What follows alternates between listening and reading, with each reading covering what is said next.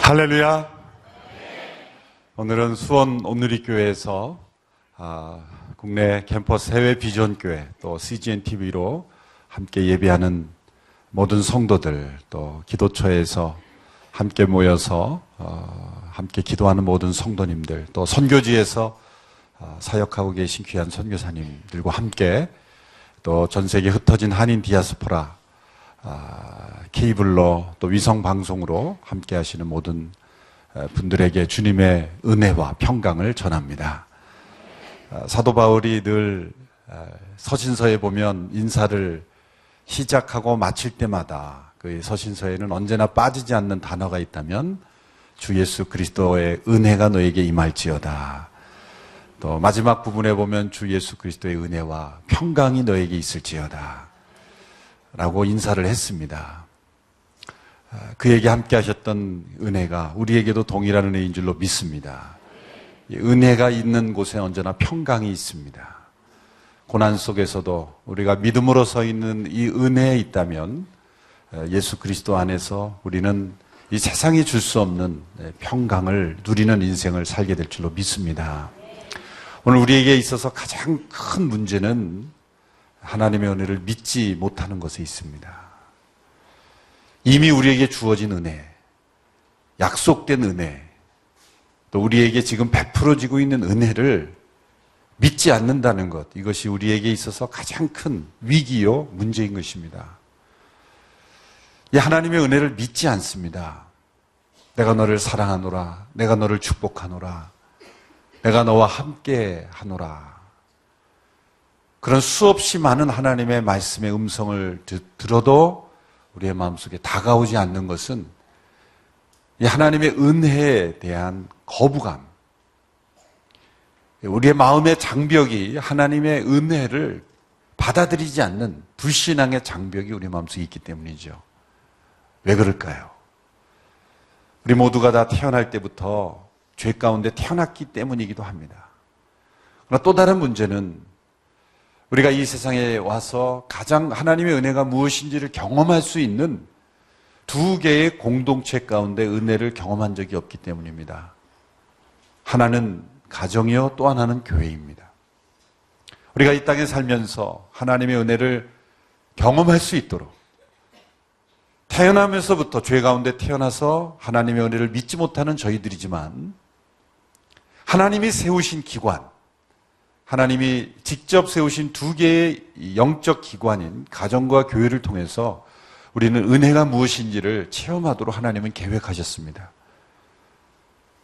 한 가정에 태어난 갓난 아이가 부모로부터 무조건적인 은혜를 충분히 경험했다면 누군가 내가 너를 사랑한다라고 하는 그 말에 선입견 없이 부정적인 거부감 없이 있는 그대로 받아들입니다. 그러나 어린 시절에 가정으로부터 버림받고 또 거절감을 깊이 체험한 상처가 깊은 영혼은 누군가 내가 너를 사랑한다, 또 하나님께서 내가 너를 사랑한다고 말씀하셔도 그 말씀을 있는 그대로 받아들이지 못합니다. 깊은 거절감, 버림받은 상처, 그의 마음속에 사로잡고 있는 불신의 장벽이 은혜를 받아들이지 못하는 것이죠. 놀랍지 않은 것은 거의 대부분의 가정이 그런 은혜가 아닌 그러한 것들에 의해서 지배당하고 있다는 것이죠. 정말 자라면서 가정으로부터 이것이 은혜이구나. 지나온 가정 생활을 되돌아볼 때 우리 가정은 정말 은혜가 충만한 가정이었어 라고 말한다면 그 가정은 정말 축복된 가정이죠. 그러나 대개 보면 많은 사람들의 마음속에 있는 상처는 부모님으로부터 가족으로부터도 그 하나님의 무조건적인 은혜, 용납을 경험하지 못하고 자랐기 때문에 우리가 하나님께서 이 시대에 우리에게 허락하신 교회를 통해서 그런 은혜를 체험하도록 하는 것이죠. 때로 가정에서 받지 못한 그 하나님의 은혜를 교회를 통해서 우리가 하나님의 은혜를 체험하지 않습니까? 서로 혈육이 아니지만 영적인 한 혈육으로서 하나님의 뜻 가운데 만난 이 교회 공동체를 통해서 정말 하나님의 은혜가 무엇인지를 깨닫고, 그리고 혈육의 가족이 아님에도 불구하고 더 헌신적이고 더 무조건적으로 용납해주는 그런 교회를 통해서 우리 하나님의 은혜가 무엇인지를 체험하게 됩니다. 그래서 정말 교회다운 교회는 어떤 교회인가? 가정 같은 교회입니다. 정말 가정 같은 교회는 어떤 가정인가? 교회 같은 가정입니다. 이 가정과 교회를 통해서 이 하나님의 은혜가 무엇인지를 우리는 체험해야 하고 또 그 은혜를 이 세상 속에 증거해야 합니다. 사람은 받지 못한 것은 절대 줄 수 없습니다. 자기가 경험해보지 못한 것은 표현되지 않습니다. 자기가 체험한 것만 우리가 다른 사람에게 설명할 수 있습니다. 하나님의 은혜를 누리지 못하고 하나님의 은혜를 체험하지 못한 사람은 이 세상 사람들에게 은혜가 무엇인지를 설명해 줄 수가 없습니다. 보여줄 수도 없고 나눠줄 수도 없습니다. 오늘 이 40일의 이 새벽 기도회를 통해서 우리의 마음속에 하나님의 은혜가 믿어지는 역사가 있게 되기를 축원합니다. 그 한 가지의 목표를 가지고 우리가 40일을 가는 거예요. 하나님의 은혜가 과연 나는 믿어지고 있는가? 우리 믿음의 통로가 문제가 있습니다. 하나님의 은혜의 그 원천지, 수원지로부터 흘러나오는 그런 하나님의 은혜의 물줄기가 내 삶 속에 흘러넘치기 위해서는 이 통로가 건강해야 됩니다. 이 파이프가 건강해야 돼요. 파이프가 누수되거나 파이프가 녹슬었거나 파이프가 끊겨지면 은혜의 원천인 그 하나님의 그 은혜로부터 우리의 삶 속에 흘러넘치는 그런 역사가 일어나지가 않는 것이죠. 그것이 바로 믿음입니다. 이 하나님의 은혜를 우리가 믿음으로 반응함으로써 정말 은혜가 진리가 충만한, 은혜와 기쁨이 충만한, 은혜와 평강이 충만한 우리의 삶이 될 수 있게 되기를 바랍니다. 구약 성경에서 이 하나님의 은혜가 가장 아름답게 표현되고 사람을 통해서 전해진 은혜 가운데 가장 하나님의 은혜를 잘 보여주는 장면이 있다면 우리가 함께 읽은 사무엘하 9장에 나오는 모습입니다. 이미 우리가 다윗의 생애를 얼마 전에 함께 살펴볼 때 이 무비보셋에게 다윗이 베푼 그 하나님의 은혜에 대해서 우리가 이미 살펴본 바가 있습니다. 이런 본문도 있었나 이렇게 생각하면 여행을 가셨거나 아니면 그 주에 깊이 주무셨거나 둘 중에 하나겠지만 또 이미 들으셨더라도 이 본문은 하나님의 은혜에 대해서 우리가 설명할 때 결코 그냥 넘어갈 수 없는 본문이기 때문에 다시 한번 이 말씀을 함께 묵상해 보고자 합니다. 다윗이 무비보셋에게 이 베푼 하나님의 은혜를 보십시오. 1절의 말씀을 보면 다윗이 사울의 집안 가운데 은혜 베풀 자를 찾습니다. 어느 날 다윗이 신하들에게 질문하죠. 사울의 집안에 아직 살아남은 사람이 있느냐? 내가 요나단을 생각해 그에게 은총을 베풀고 싶구나. 사울의 집안에 살아남은 사람이 있느냐?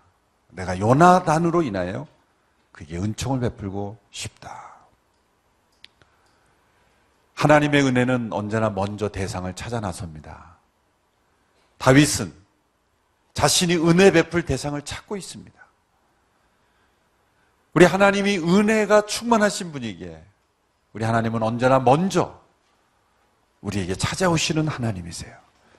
우리가 아직 죄인 되었을 때 그리스도께서 우리를 위하여 죽으심으로 하나님께서 우리에게 대한 자기의 사랑을 확증하셨습니다.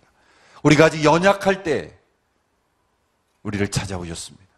심지어 우리가 아직 원수 되었을 때 우리를 찾아오신 분이십니다.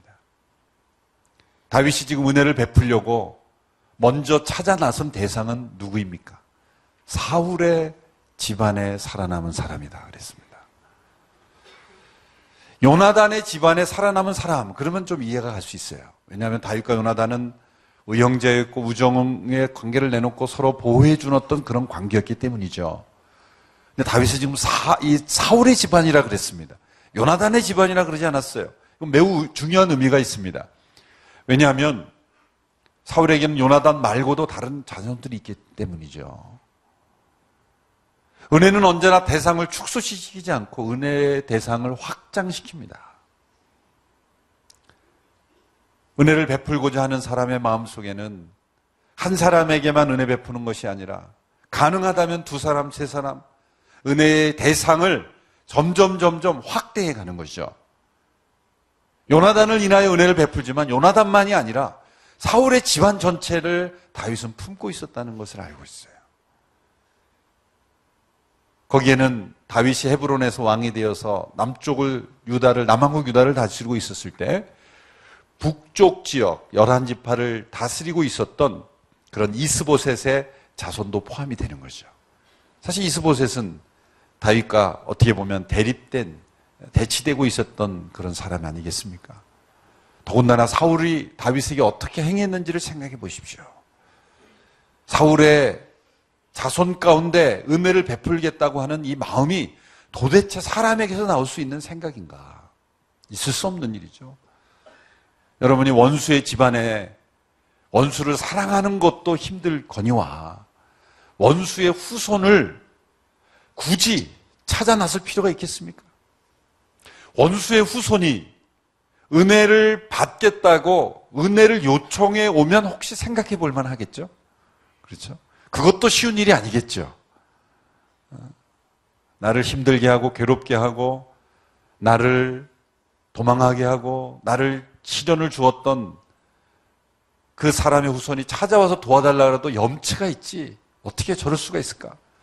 당신의 조상이 나한테 한 걸 생각하면 이런 은혜를 베풀어 달라고 말할 수가 있는가? 라고 생각하지만 그럼에도 불구하고 찾아오면 생각해 볼 수가 있죠.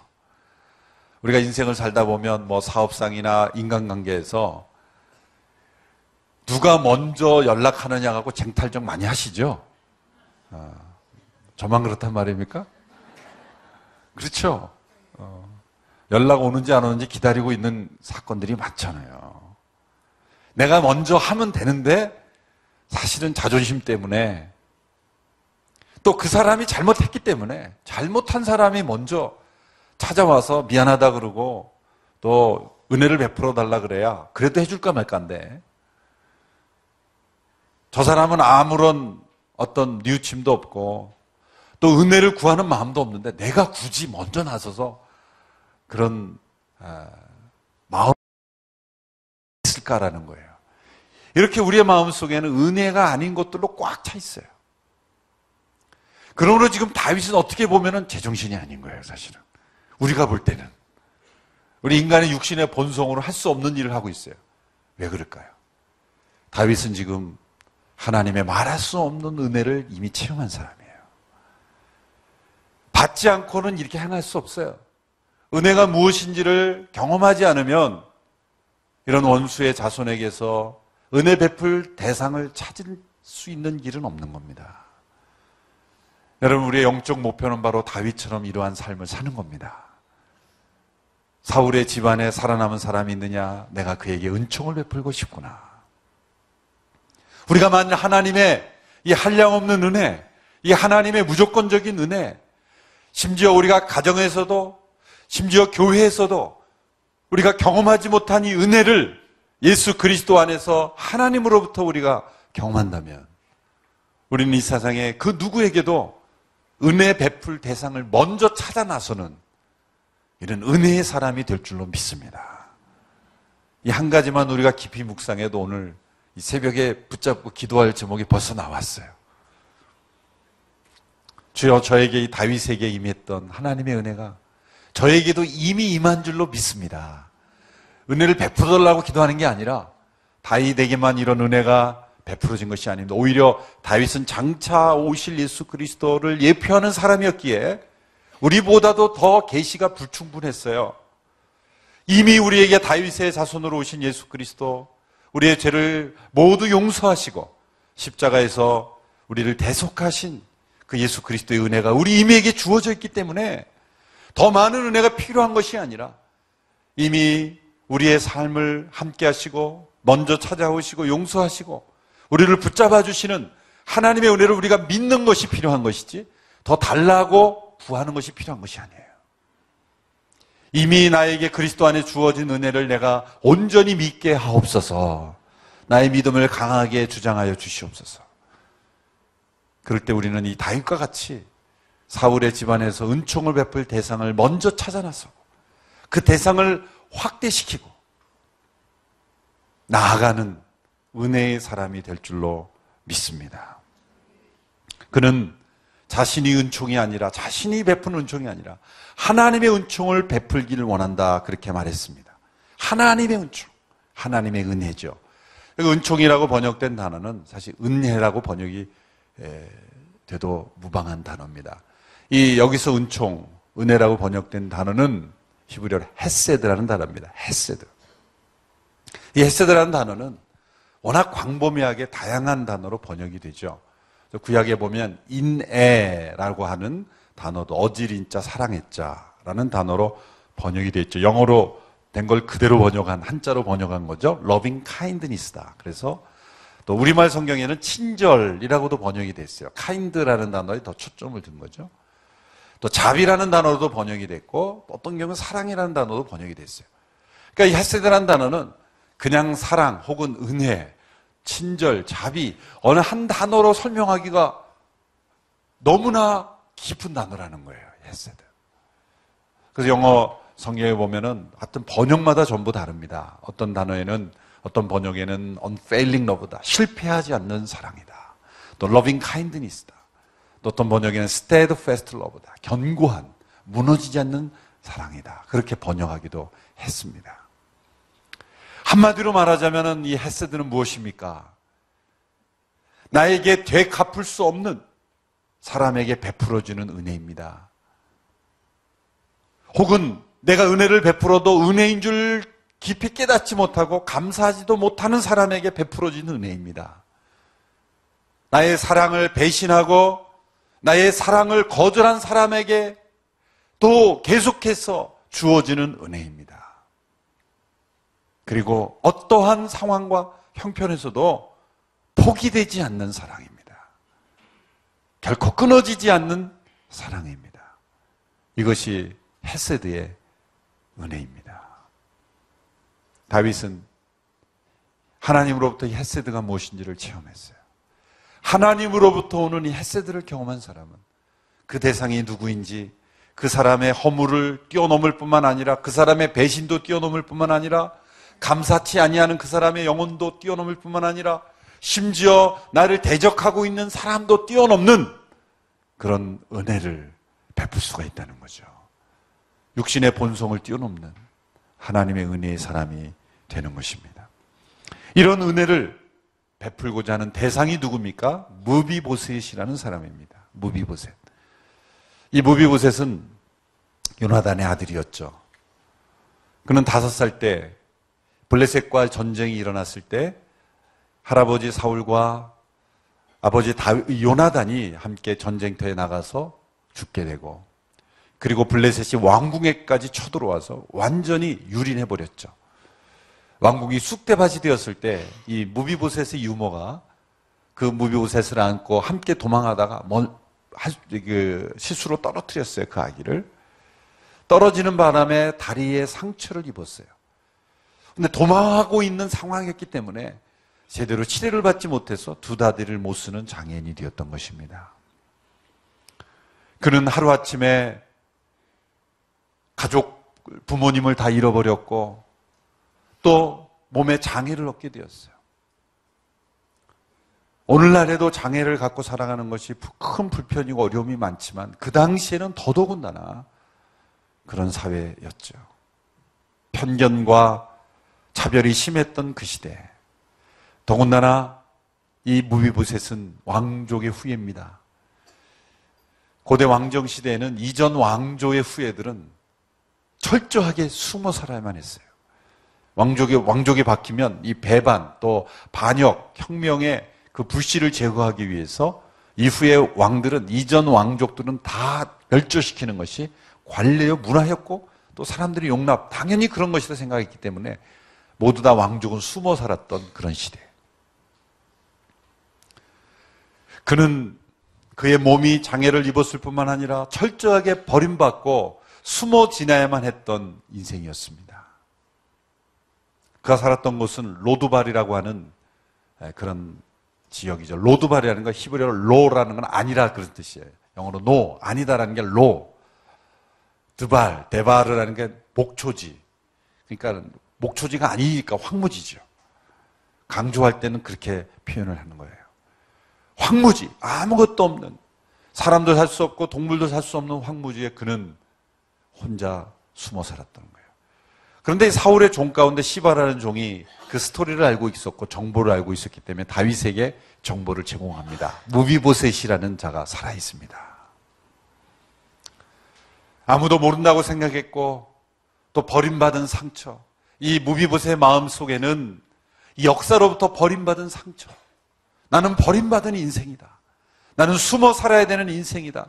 나는 어느 누구에게도 내가 누구인지를 떳떳하게 말할 수 없는 그런 인생이다. 여러분, 이 세상 가운데 버림받은 영혼의 특징은 뭔지 아십니까? 내가 누구인지 상대방에게 떳떳하게 알리기를 두려워한다는 거예요. 깊은 거절감 속에, 깊은 상처 속에 살아가는 사람들은 자신의 가정에 대해서도 말하기를 꺼려합니다. 왜 그럴까요? 부모로부터 깊은 상처를 받았기 때문에. 가정이 나에게 은혜를 준 장소가 아니라 나에게 상처를 준 장소이기 때문에 나의 가정에 대해서 이야기하는 것이 나에게 아픔을 상기시켜주고 나에게 고통을 더 가져다 주기 때문에 말하기도 싫은 거예요. 그래서 우리는 기억하지 않습니다. 무비보셋은 자신의 과거에 대해서 누구에게도 얘기하는 것을 꺼렸을 거예요. 우리 할아버지가 사울 왕이었다는 것, 한때 그가 왕궁에서 태어날 때는 그는 가장 자랑스러웠을 것입니다. 우리 할아버지가 왕이야. 유치원에 가서 친구들에게 말하지 않아도 알겠지만 말이죠. 우리 할아버지야 라고 말했을 거예요. 자랑스럽게. 우리 아버지가 왕자야. 그러니까 좀 빠른 애들은 그러면 너가 이제 다음 왕이겠네? 이렇게 생각했겠죠.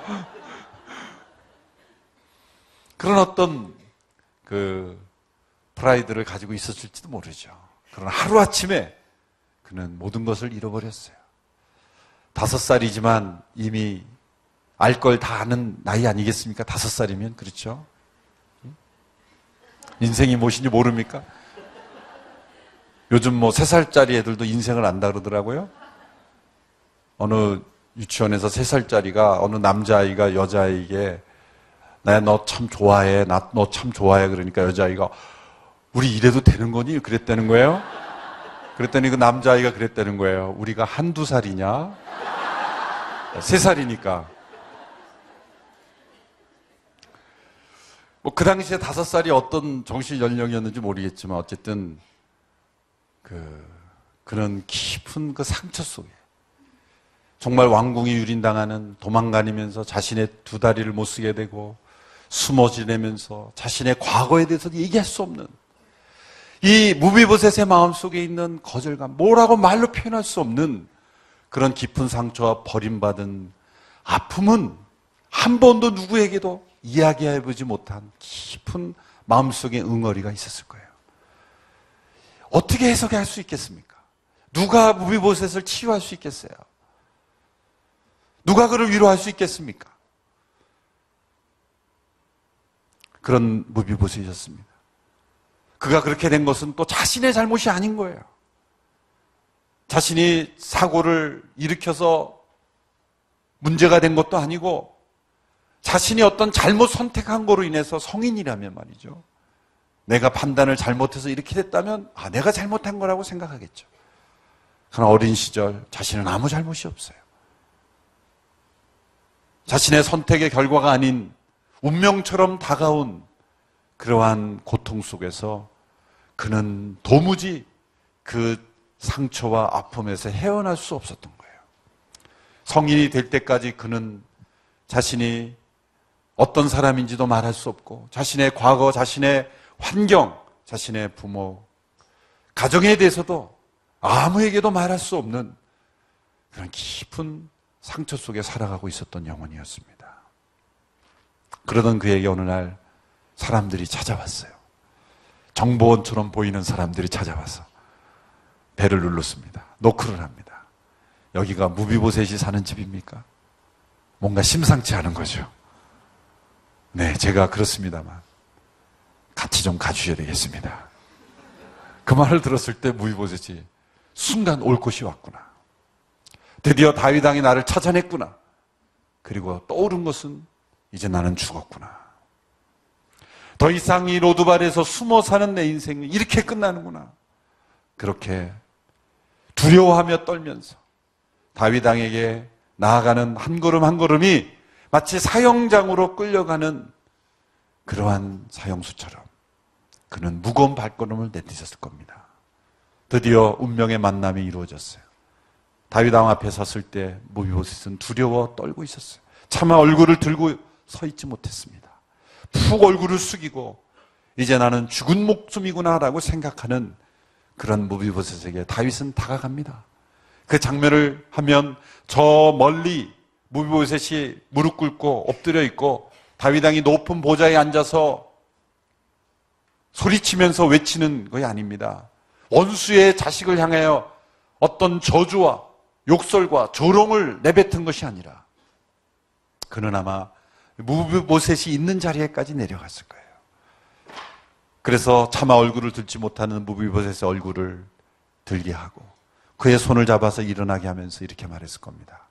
무비보셋이여. 그 한마디에 무비보셋은 자기가 지금까지 한 번도 경험해보지 못한 내 이름을 불러주는 그 누군가가 있다는 것, 그것에 그는 마음이 열리기 시작했을 거예요. 예수님 당시에 버림받은 영혼이었던 삭개오, 그는 어린 시절 자라온 어떤 상처인지 모르지만 돈만 벌면 된다라는, 돈이 많으면 사람들이 나를 무시하지 못할 것이라는 생각 속에 그는 수단과 방법을 가리지 않고 돈을 벌기를 원했죠. 그래서 그는 세리의 직업을 선택했고 동족의 혈세를 뜯어다가 부정한 방법으로 돈을 뜯어서 로마에게 갖다 바치는 세리가 되었습니다. 결국 그는 얼마나 많은 돈을 뜯어서 갖다 바쳤는지 세리장까지 되었잖아요. 그래서 그는 큰 부자가 되었고 이제 주변을 돌아보니 많은 사람들이 나를 무시할지 못할 것이라고 생각했지만 그의 영혼은 철저하게 버림받은 영혼이 되었어요. 어느 누구도 함께하지 않는, 그에게 찾아오는 사람들이 있다면 자기를 이용하고 돈 때문에 찾아오는 사람들이었지 진정한 친구로서, 진정한 마음의 사랑으로서 다가오는 사람은 아무도 없는 철저하게 버림받은 영혼이었어요. 무비보셋과 정반대의 환경이었어요. 그는 좋은 집, 좋은 차, 좋은 환경에 좋은 옷을 입고 살았지만 그 또한 로드발에 사는 영혼이었어요. 무비보셋은 환경이 열악했지만 버림받은 영혼이었고 삭개오는 환경은 너무나 좋았지만 또한 그의 영혼도 버림받은 영혼이었어요. 그러던 그에게 예수님이 찾아와서 이렇게 말씀하시죠. 삭개오야 내려오라. 그의 이름을 따뜻하게 불러주시는 그 예수님, 내가 누구인지를 알고 내 이름을 부른다는 것은 내가 누구인지를 안다는 거죠. 여러분 누군가 길을 가는데 여러분의 이름을 크게 부른다고 생각해 보세요. 저희 같은 목사들은 길을 가다가 깜짝깜짝 놀라는 게, 목사님 그러면 깜짝 놀라죠. 순간 혹시 저 사람이 내가 좀 전에 저지른 비행을 보았는가 그런 두려움 속에 늘 사는 거죠. 그러나 누군가 내 이름을 불러줄 때, 누군가 뒤에서 이재훈이란 이름을 부를 때, 재훈아 이름을 부를 때, 그건 아무나 부를 수 있는 게 아니죠. 나의 인생을 아는 사람이 부른 겁니다. 나의 삶을 알고 나의 아픔을 알고 나의 고민을 알고 나의 과거를 아는 사람이 재훈아라고 부를 수 있는 거예요. 사울의 손자여라고 부르지 않고 요나단의 아들이여 부르지 않고 무비보셋이여 이름을 불러준다는 것 얼마나 좋은지 몰라요. 우리 한국 사회가 너무 이름을 부르지 않고 직책만 부르는 게 문제예요. 여러분 서로 좀 이름을 불러주세요. 참 우리는 꼭 이름 뒤에 또 뭘 붙여야 돼요. 직책을 안 부르고 이름 자체만 부르면 이 어떤 뭐라 그럴까요? 경이 여기는 그런 유교적 문화 속에서 타이틀을 꼭 같이 불러줘야 돼요. 그래서 그건 좀 미국식이 좋은 것 같아요. 그냥 미국은 이름만 부르잖아요. 존, 뭐 이름만 그런 사람 이름만 불러도 그게 대화가 되는데 우리는 꼭 이지훈 성도들이 제가 지나가는데 이지훈 그러면은 완전 그건 큰일 나죠. 그렇잖아요. 전 알면서도 기분 나쁠 거예요. 저분이 왜 저러시나? 순원누리께서 은혜를 못 받으셔서 저러시나? 그랬을 거예요. 크게 틀렸다는 거예요. 문화지만 어쩔 수 없지만 이름을 불러주신 그 다윗, 삭개의 이름을 불러주신 것처럼 무비보셋이여 마음을 열려 두려워하지 마라. 그리고 나서 무비보셋에게 다윗이 기가 막힌 하나님의 은혜를 설명합니다. 7절의 말씀을 우리 같이 한번 읽어볼까요? 7절 사무엘하 9장 7절 말씀 같이 읽습니다. 시작. 다윗이 그에게 말했습니다. 두려워하지 마라. 내가 내 아버지 요나단을 생각해 내게 은총을 베풀고 내 할아버지 사울에게 속했던 모든 땅을 내게 돌려줄 것이다. 그리고 너는 항상 내 식탁에서 먹게 될 것이다. 다윗이 무비보셋에게 베푼 은혜의 내용은 두 가지입니다. 첫째로 너에게 사울에 속한 모든 땅을 돌려줄 것이다. 놀라운 은혜죠. 무비보셋에게 일정한 생활비를 지급해 주는 것도 말할 수 없는 은혜일 텐데 또 심지어 요나단에게 속한 재산을 돌려주는 것도 놀라운 은혜일 텐데 사울에게 속한 기준이 사울이에요. 사울은 왕입니다. 왕에게 속한 재산을 무비보셋에게 다 돌려준다는 거예요. 그것은 뭡니까? 무비보셋이 장차 왕이 되었으면 누릴 수 있는 모든 것을 돌려주겠다는 거예요. 왕의 신분에 속한 것으로 너를 인정해 주겠다. 얼마나 놀라운 애입니까? 거기에서 그치지 않습니다. 두 번째는 너는 항상 내 식탁에서 나와 함께 먹을지니라. 이것도 안 해도 되는 겁니다. 솔직히. 그렇죠? 꼭 이래야 됩니까? 잘 살 수 있게만 해줘도 은혜를 베푼 거죠. 그런데 은혜는 항상 극대화시키는 거예요. 맥시마이즈 시키는 거예요. 어떻게 하면 최소한을 베풀고 최대 효과를 발휘할까를 연구하는 게 은혜가 아니에요. 은혜는 언제나 어떻게 하면 더 확대시킬까? 잘 살 수 있게만 해줄 뿐만 아니라 플러스 다윗 왕의 식탁에서 항상 먹게. 그거 뭐예요? 왕자 중 하나처럼 대해주는 거예요. 왕의 식탁에서 함께 식사할 수 있게 되는 거예요. 왕의 식탁에서 그 당시에 다윗 왕과 함께 식사할 수 있는 사람이 누구였을까요? 영리하고 재치 있던 암논이라는 아들이 있었죠. 그 다음에 아주 잘생긴, 흠잡을 데 없이 잘생긴 아들 압살롬이 있었죠. 그 다음에 아름다운 딸 다말이 있었죠. 또 머리가 너무 좋아서 수능 만점 받은 천재 솔로몬이 있었죠. 또 자녀는 아니지만 충성스러운 신하였던 요압이 있었죠. 이런 사람들이 왕의 식탁에서 함께 먹는 거예요.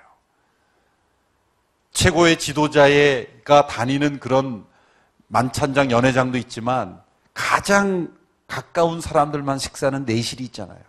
그 내실에서 왕자 중 하나처럼 식사할 수 있게 해주는 거. 그 당시에는 이런 장애를 가진 사람은 왕 앞에는 가까이 오지도 못하겠던 그런 시대였어요. 오늘 이 시대와 기준이 다릅니다. 오늘 이 시대에는 상상할 때는 우리가 그 은혜를 더 반감시킬 수밖에 없어요. 그 시대의 상황에서 보면 이것은 있을 수 없는, 전 세계에 찾아볼 수 없는 은혜인 겁니다. 이것은 다윗이 하나님의 은혜를 경험했기 때문에 하나님께 은혜를 받은 대로 베풀어 준 것입니다. 왜 다윗이 이런 은혜를 무비보셋에게 베풀었습니까? 다윗이 이런 설명을 합니다. 1절과 7절에 보면 두 번 반복된 단어가 내가 요나단을 생각하여, 개역 개정 번역에서는 요나단을 인하여 이렇게 되어 있습니다. 원인이 요나단이고, 요나단과 맺은 언약 때문에, 요나단과 맺은 약속 때문에 무비보셋의 감정과 상태와 다윗에 대한 존경과 상관없이 요나단을 인하여 내게 은혜를 베풀리라. 언약의 사랑입니다. 언약을 지키는 사랑이었다는 거예요. 여러분이 다윗이 무비보셋에게 베푼 이 은혜는 하나님께서 우리에게 베푸신 완벽한 은혜를 가장 잘 보여주는 선물입니다. 우리는 여러 면에서 요나단, 무비보셋과 너무나 흡사해요. 한 10가지 정도를 지적할 수 있지만 간략하게 한 6가지를 지적해보면, 첫째로 우리는 무비보셋처럼 모두 축복 속에 태어난 사람이죠. 무비보셋이 왕궁에 태어난 것처럼 우리도 하나님의 만물의 상속자로서 태어났어요. 우리는 만물의 일부가 아닙니다. 만물의 상속자로서 창조된 거예요. 무비보셋이 태어났을 때 왕궁의 모든 신하들이 노래했고 기뻐했을 거 아니에요. 우리가 이 세상에 태어날 때 하늘의 천군 천사가 기뻐했고 하나님이 기뻐했어요. 우리는 이 세상에 창조될 때 하나님의 놀라운 축복 속에 태어난 자들. 그런데 안타깝게도 두 번째로 무비보셋이 자신의 잘못이 아닌였지만 그가 버림받고 상처 입고 장애를 가지고 태어난 것처럼 우리 모두는 다 태어날 때부터 영적 장애인으로 태어난 거예요. 버림받은 영혼으로 태어난 거예요. 에덴 동산 밖에서 태어난 모든 사람들은 모두가 하나님으로부터 버림받은 영혼으로 태어나는 거예요. 상처 입은 영혼으로 태어나는 거예요.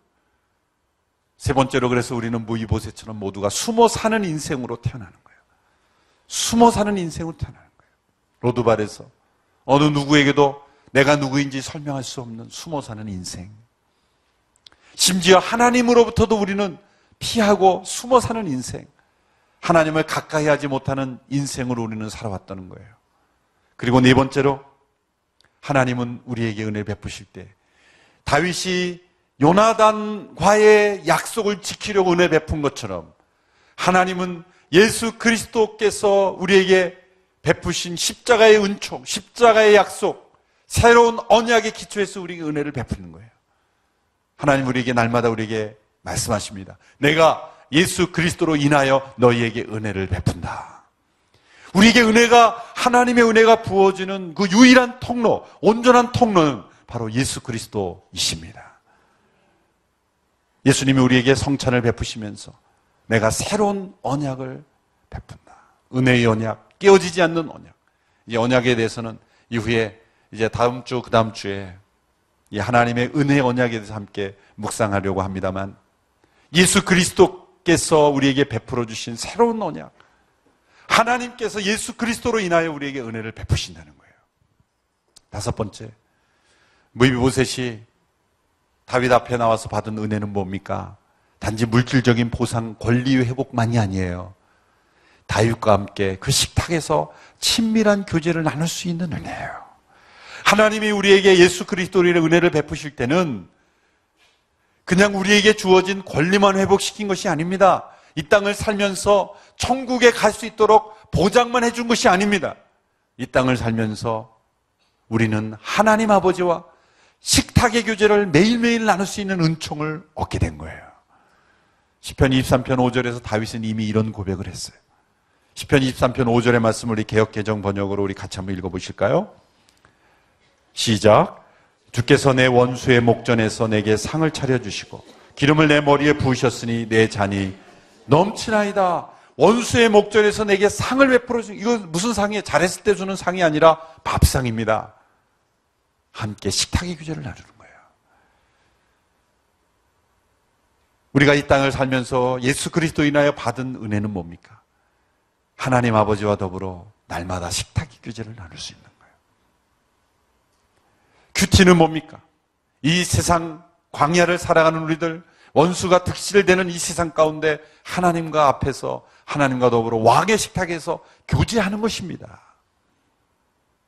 원수가 우리를 무너뜨리려고 할 때 하나님 우리에게 식탁의 교제를 초청하세요. 원수가 노려보고 우리를 무너뜨리려고 할 때, 야, 신경 쓰지 말고 나랑 식사하자. 원수가 얼마나 속이 탈까요? 그러나 그 식탁에는 아무도 접근할 수 없어요. 침범할 수 없어요. 하나님 아버지의 식탁에 그 어떤 원수가 침범할 수 있겠어요? 우리는 그 왕의 식탁에서 만왕의 왕이신 하나님과 식탁의 유전을 나누면서 이 세상 가운데 나갈 수가 있는 것입니다. 그것이 우리가 성찬을 누리는 겁니다.